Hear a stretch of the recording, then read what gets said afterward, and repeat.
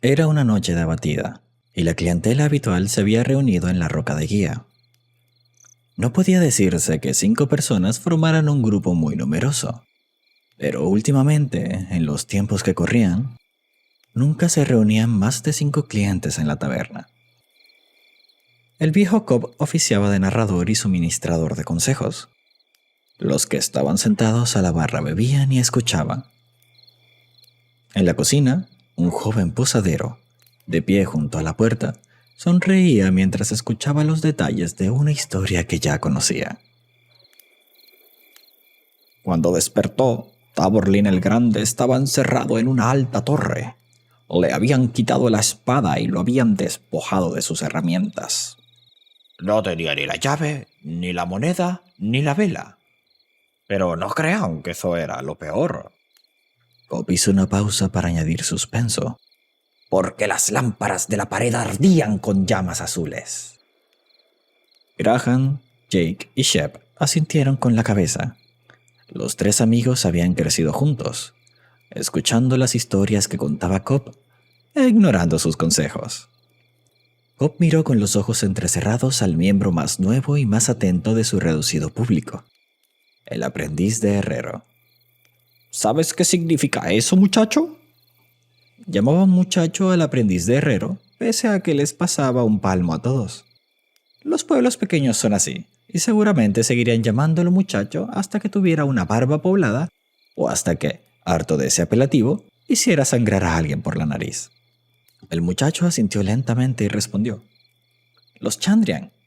«Exacto», confirmó Cobb. «Los Chandrian. Todo el mundo sabe que el fuego azul es una de sus señales». ¿En qué estaba? «Pero, ¿cómo lo habrían encontrado?», lo interrumpió el muchacho. «¿Y por qué no lo mataron cuando tuvieron una ocasión?». «Cállate, o sabrás todas las respuestas antes del final», dijo Jake. «Deja que nos lo cuente». «No le hables así, Jake», intervino Graham. «Es lógico que el muchacho sienta curiosidad. Bébete tu cerveza». «Ya me la he bebido», refunfuñó Jake. «Necesito otra, pero el posadero está despellejando ratas en la cocina». Subió la voz y golpeó la barra de caoba con su jarra vacía. «¡Eje! ¡Aquí hay unos hombres sedientos!». El posadero apareció con 5 cuencos de estofado y 2 hogazas calientes de pan. Le sirvió más cerveza a Jake, a Shep y al viejo Cobb, moviéndose con vigor y desenvoltura. Los hombres interrumpieron el relato mientras daban cuenta de la cena. El viejo Cobb se zampó su cuenco de estofado con la eficacia depredadora de un soltero de toda la vida. Los otros todavía estaban soplando en su estofado para enfriarlo cuando él se terminó el pan y retomó la historia. Taborlin tenía que huir, pero cuando miró alrededor vio que en su celda no había puerta ni ventanas. Lo único que había era piedra lisa y dura. Una celda de la que jamás había escapado nadie. Pero Taborlin conocía el nombre de todas las cosas, y todas las cosas estaban a sus órdenes. Le dijo a la piedra, «rómpete», y la piedra se rompió. La pared se partió como una hoja de papel, y por esa brecha Taborlin vio el cielo y respiró el dulce aire primaveral. Se acercó al borde, miró hacia abajo y, sin pensárselo 2 veces, se lanzó al vacío. El muchacho abrió mucho los ojos. «¡No!», exclamó. Cobb asintió con seriedad.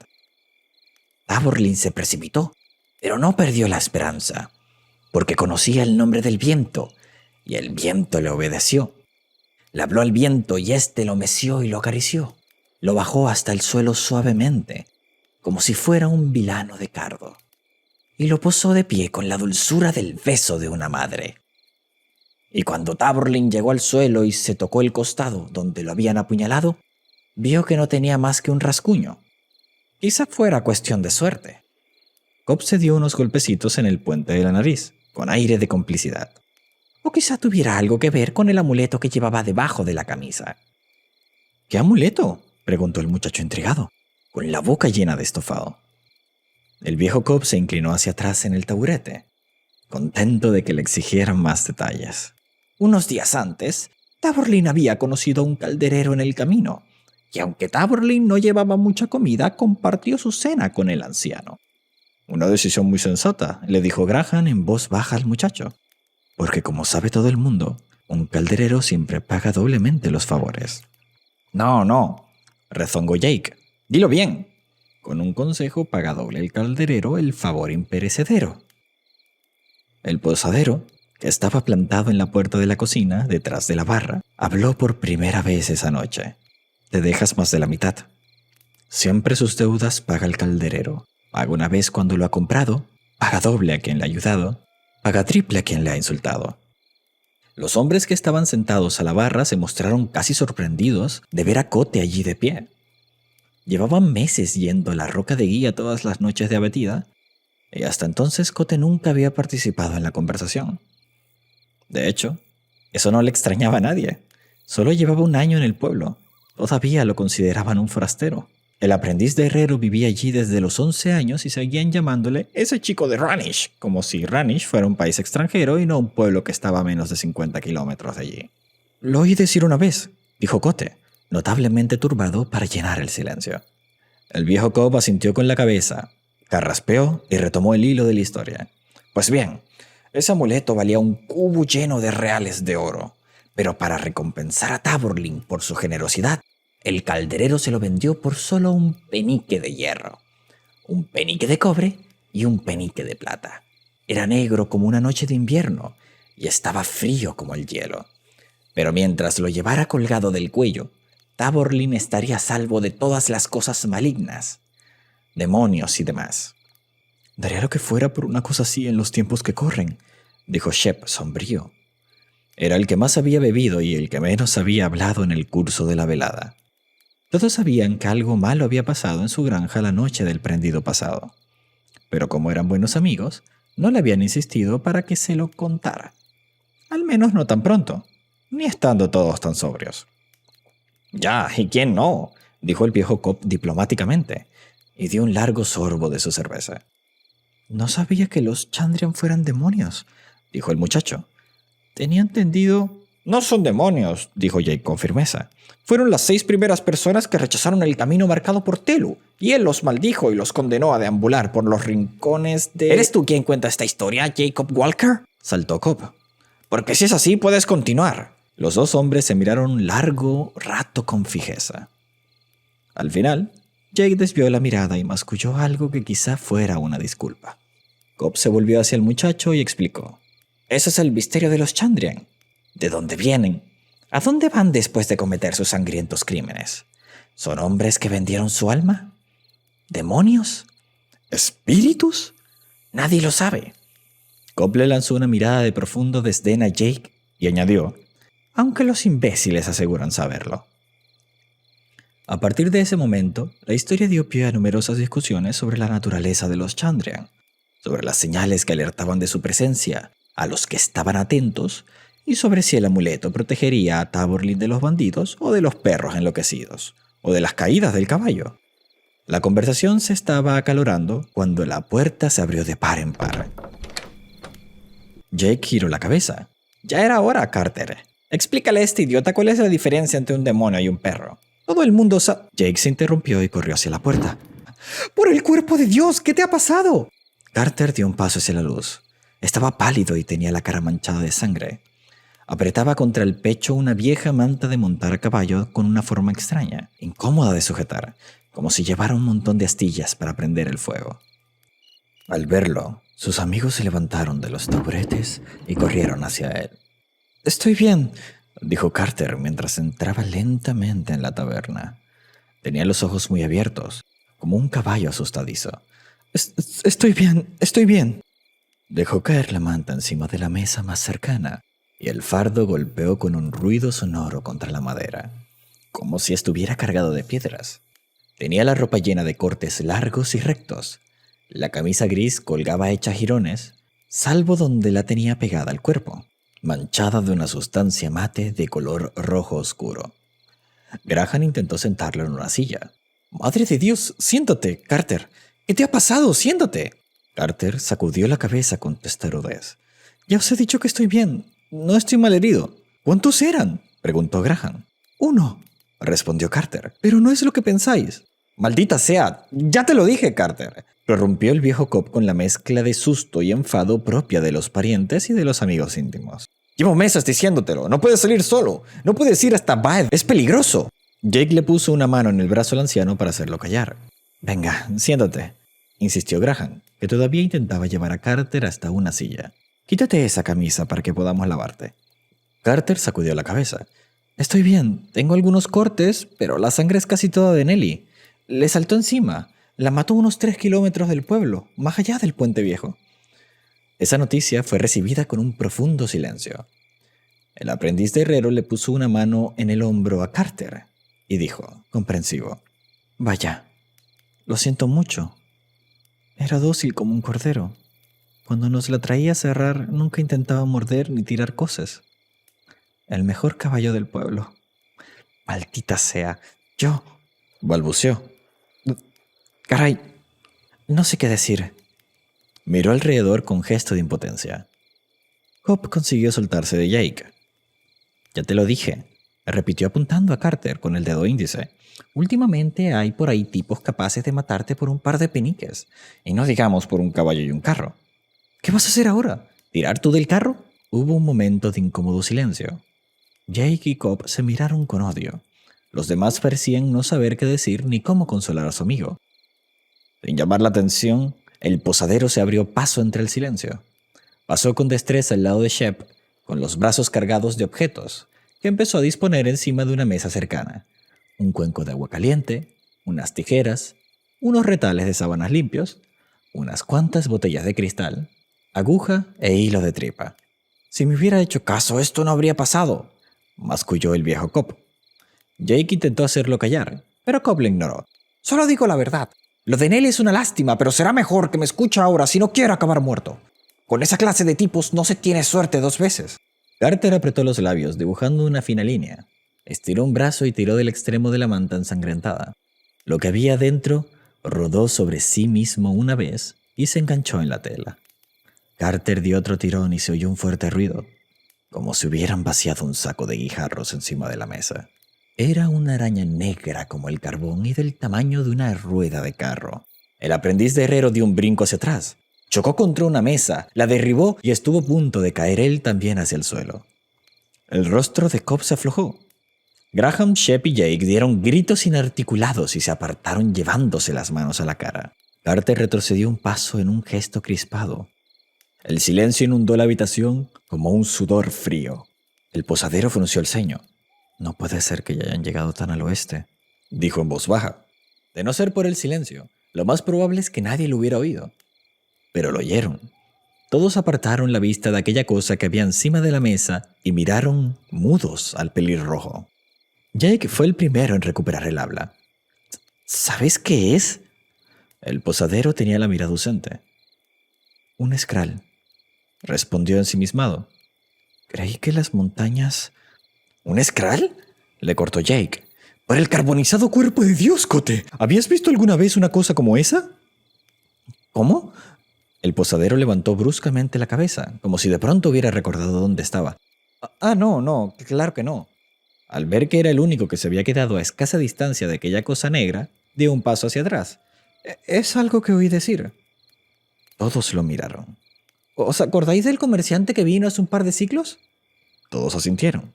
«El muy capullo intentó cobrarme 10 peniques por media libra de sal», dijo Cobb automáticamente, repitiendo esa queja por enésima vez. «Debí comprarle un poco», murmuró Jake.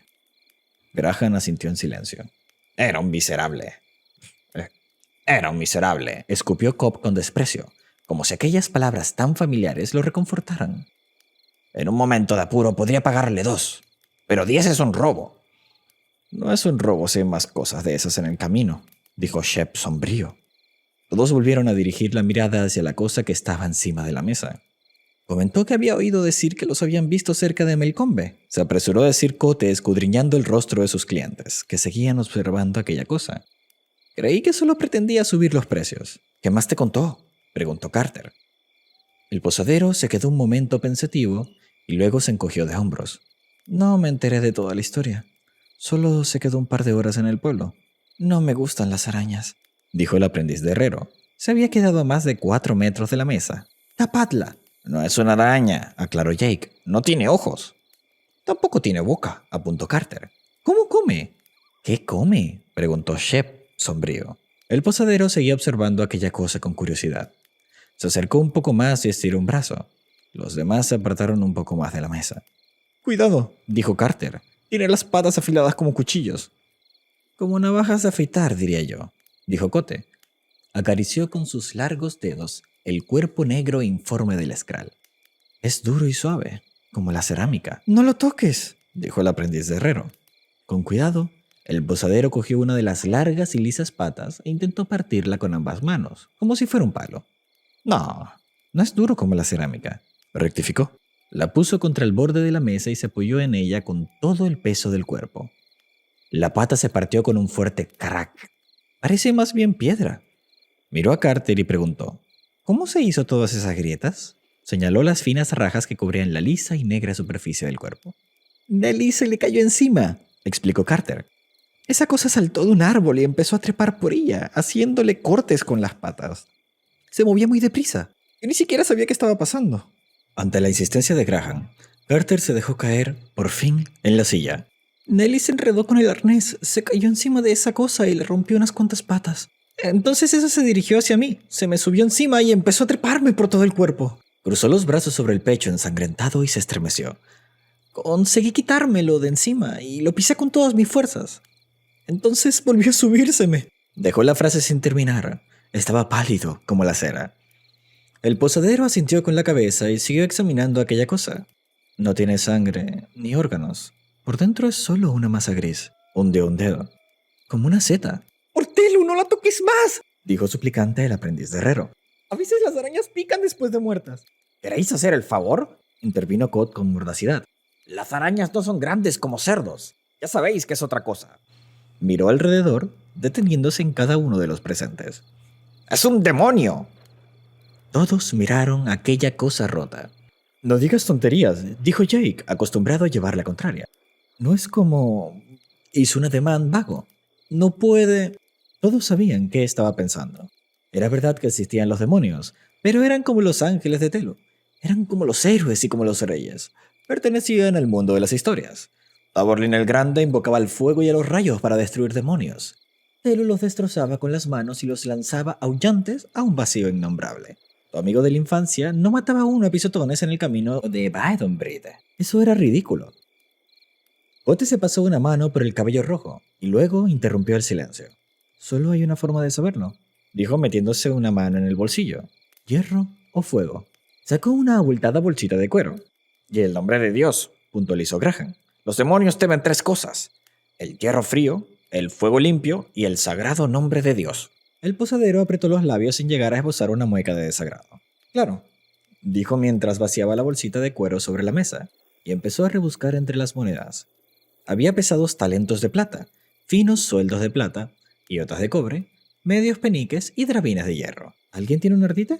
«Hazlo con un drabín», propuso Jake. «Son de hierro del bueno». «No quiero hierro del bueno», replicó el posadero. «Los drabines tienen demasiado carbono. Es casi todo acero». «Tienes razón», terció el aprendiz de herrero. Pero no es carbono. Para hacer acero se emplea coque. Coque y cal». El posadero asintió con deferencia. «Tú lo sabes mucho mejor que yo, joven maestro.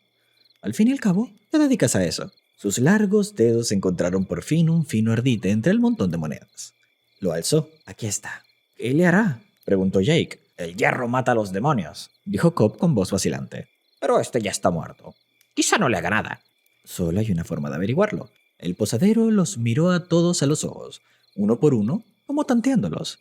Luego se volvió con decisión hacia la mesa y todos se apartaron un poco. Cote apretó el ardite de hierro contra el negro costado de aquella criatura y se oyó un breve e intenso crujido, como el de un leño de pino al partirse en el fuego.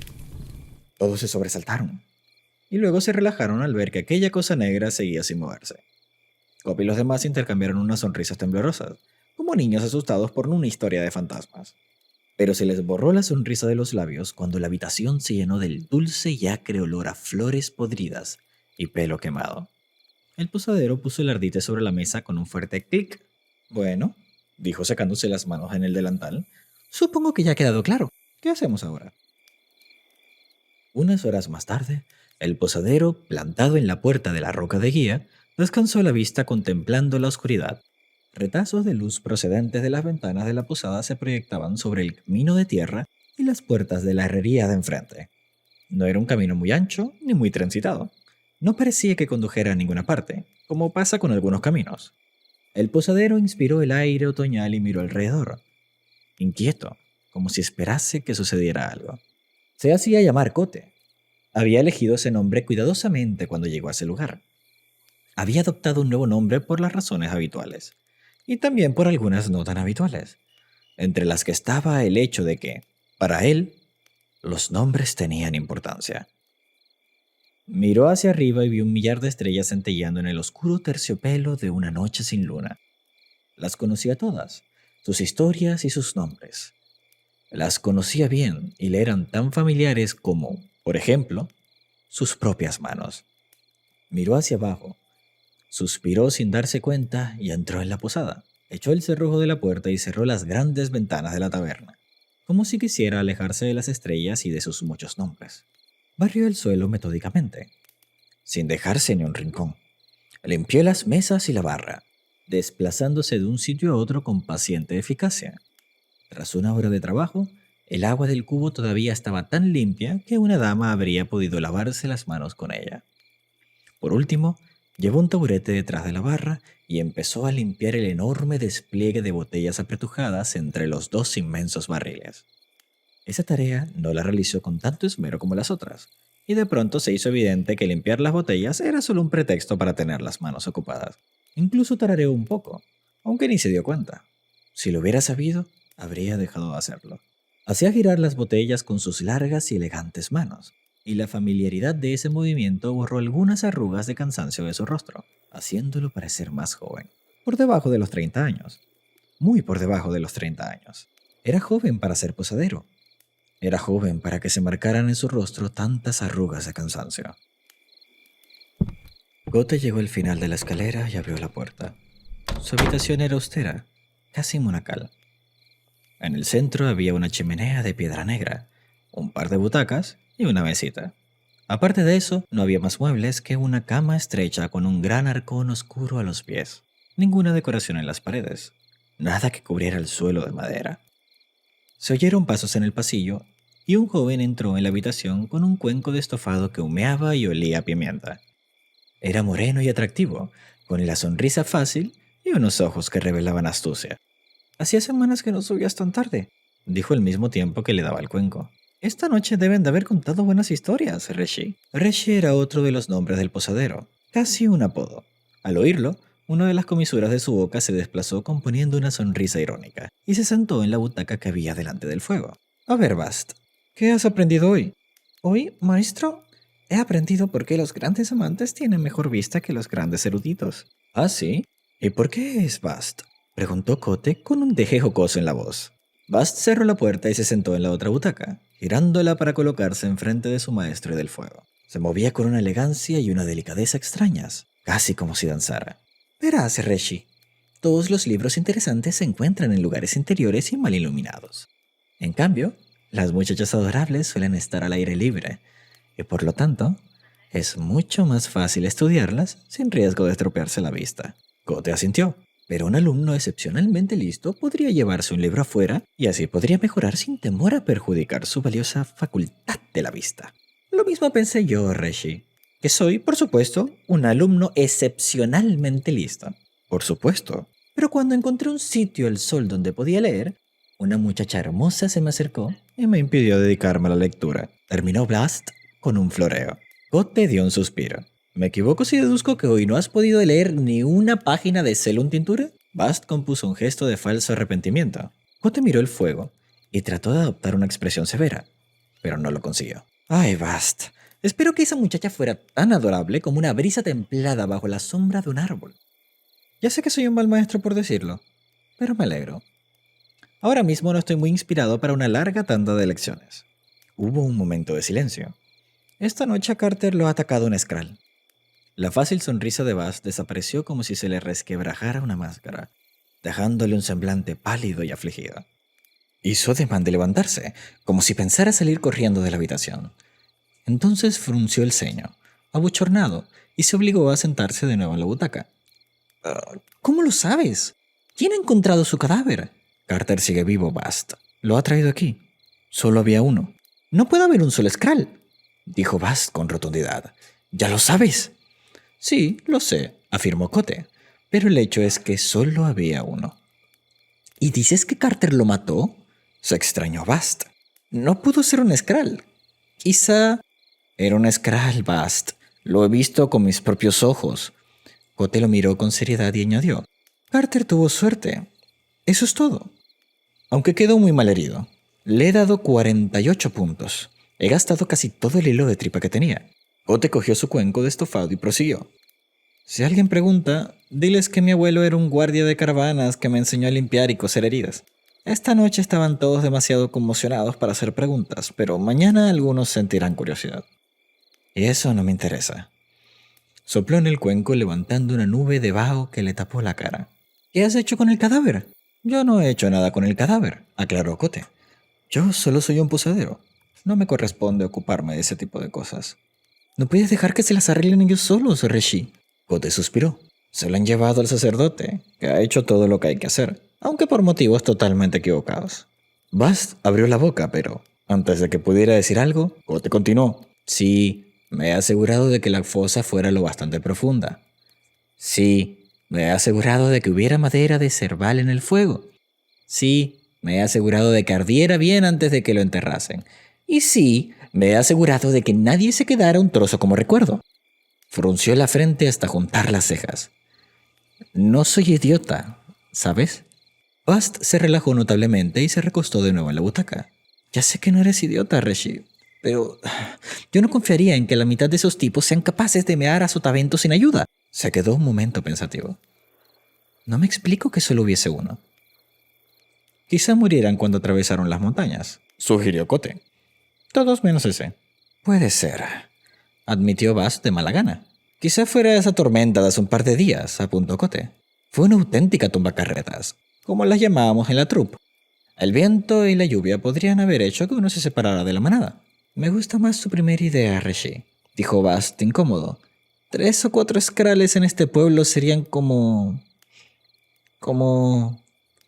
un cuchillo caliente cortando mantequilla. Como varios cuchillos calientes cortando a varias docenas de granjeros, más bien, repuso Bast con aspereza.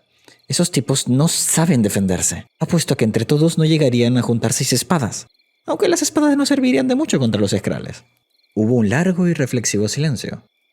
Al cabo de un rato, Bast empezó a moverse, inquieto, en la butaca.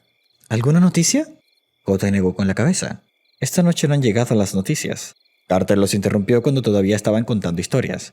Eso ya es algo, supongo.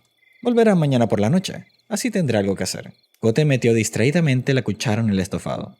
Debí comprarle ese Skrull a Carter, musitó. Así él habría podido comprarse otro caballo. Habría venido gente de todas partes a verlo. Habría tenido trabajo, para variar. Bast lo miró horrorizado. Kote lo tranquilizó con un gesto de la mano con que sujetaba la cuchara. Lo digo en broma, Bast. Esbozó una sonrisa floja. Pero habría estado bien. No, Reshi. No habría estado nada bien, dijo Bast con mucho énfasis. Habría venido gente de todas partes a verlo, repitió con sorna. Ya lo creo. Habría sido bueno para el negocio, aclaró Kote. Me vendría bien un poco de trabajo. Volvió a meter la cuchara en el estofado. Cualquier cosa me vendría bien. Se quedaron callados largo rato. Kote contemplaba su cuenco de estofado con la frente arrugada y la mirada ausente. Esto debe ser horrible para ti, Bast, dijo por fin. Debes de estar muerto de aburrimiento. Bast se encogió de hombros. Hay unas cuantas esposas jóvenes en el pueblo y unas cuantas doncellas. Sonrió como un niño. Sé buscarme diversiones. Me alegro, Bast. Hubo otro silencio. Kote cogió otra cucharada, masticó y tragó. Creían que era un demonio. Bast se encogió de hombros. Es mejor así, Reshi. Seguramente es mejor que piensen eso. Ya lo sé. De hecho, yo he colaborado a que lo piensen. Pero ya sabes qué significa eso. Miró a Bast a los ojos. El herrero va a tener un par de días de mucho trabajo. El rostro de Bast se vació lentamente de toda expresión. Ya. Kote asintió. Si quieres marcharte no te lo reprocharé, Bast. Tienes sitios mejores donde estar que este. Bast estaba perplejo. No podría marcharme, Reshi. Abrió y cerró la boca varias veces, sin saber qué decir. ¿Quién me instruiría? Kote sonrió, y por un instante su semblante mostró lo joven que era en realidad. Pese a las arrugas de cansancio y a la plácida expresión de su rostro, el posadero no parecía mayor que su moreno compañero. Eso. ¿Quién? Señaló la puerta con la cuchara. Vete a leer o a perseguir a la hija de algún granjero. Estoy seguro de que tienes cosas mejores que hacer que verme comer. La verdad es que... ¡Fuera de aquí, demonio!, dijo Kote, y con la boca llena, y con un marcado acento témico. Añadió, ¡Teus Tausania! Bast rompió a reír e hizo un gesto obsceno con una mano. Kote tragó y cambió de idioma. ¡Aroite de Nalayan! Pero bueno, le reprochó Bast y la sonrisa se borró de sus labios. ¡Eso es un insulto! ¡Y por la tierra y por la piedra juro de ti! Kote metió los dedos en la jarra que tenía al lado y le lanzó unas gotas a Bast. ¡Que pierdas todos tus encantos! ¿Considera? Bast consiguió parecer divertido y enojado a la vez, mientras recogía una gota de líquido de la pechera de su camisa. Ya puedes rezar para que esto no manche. Kote comió un poco más. Ve a lavarla. Si la situación es desesperada, te recomiendo que utilices algunas de las numerosas fórmulas disolventes que aparecen en Celum Tintura. Capítulo 13, creo.